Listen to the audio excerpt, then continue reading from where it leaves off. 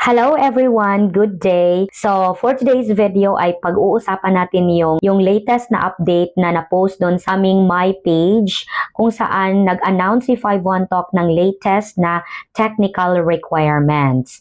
So this information will not only be concerning the aspiring applicants of 51 Talk but also the existing teachers of 51 Talk kasi mayroon na namang upgrade sa ating technical requirements. So pagkabasa ko ngayon talaga September 25 at 7 o'clock in the evening, talagang medyo nag-alala ako kung pasok pa ba yung laptop ko. Though kabibili ko pa ng laptop pero nag-double check pa rin ako kung kailangan ko ring mag-upgrade.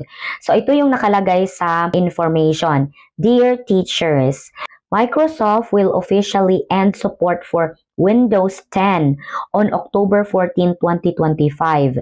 To ensure smooth teaching performance and compatibility with our tools, we require all teachers to upgrade on Windows 11 before the deadline. So teachers, dapat na tayong mag-upgrade from Windows 10 to Windows 11. Kaya nag-check talaga ako agad kung Windows 10 pa ba yung naka-install sa aking bagong laptop or Windows 11. And good thing naman na Windows 11 na. So this is really of great importance talaga sa mga mag-a-apply pa at nagpaplano pang bumili ng laptop. So makinig kayong mabuti para hindi kayo mapasubo na ang binili pala ninyong laptop ay hindi rin naman qualified in 51 Talk. Pero in the other platforms naman, maka-qualified naman siya. Okay, so these are the benefits of upgrading. Number 1, faster, more compatible system for lesson delivery. Kasi yung Air Classroom kasi natin, every now and then, mayroon siyang mga updates.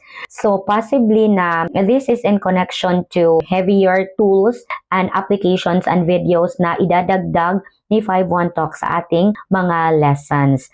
Okay, so ito na, ipa-flash ko dito sa screen yung minimum hardware requirements, especially sa mga mag-a-apply pa.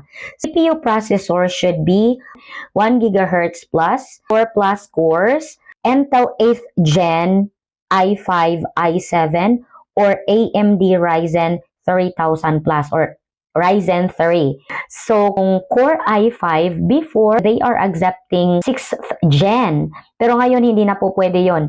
Dapat 8th Gen na po. And then, Core i7 rin. So, kung yung Core i7, talagang mataas na yung specs nun. So, dapat talaga, kung bibili pa lang kayo ng laptop, taas-taas na talaga yung specs na pipiliin nyo para hindi na siya mabibitin kung mayroon mang mga upgrades. So, dapat advanced na yung inyong equipment. Kasi dito kasi sa ESL, napaka-importante po ng equipments. Laptop, headset, camera.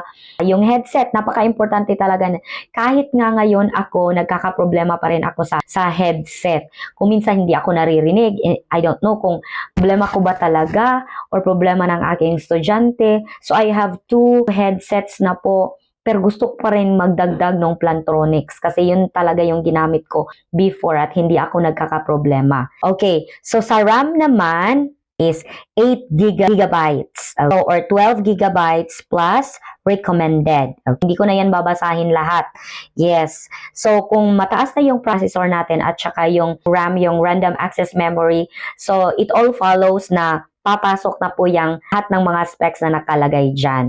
Okay, so again, sa mga bibili pa lang ng laptop, make sure na ma-check ninyo yung specs at saka more advanced na yung laptop na bibili ninyo para hindi na obsolete yung ating equipment. Kasi sa ESL kasi napaka-importante ng equipments. Dapat balansehin rin ninyo kung kakayanin nyo ang trabahong ito bago kayo bumili at mag-invest for your laptop, headset, camera, and all the things that you need. Of course, you need to install your high-speed internet plus backups.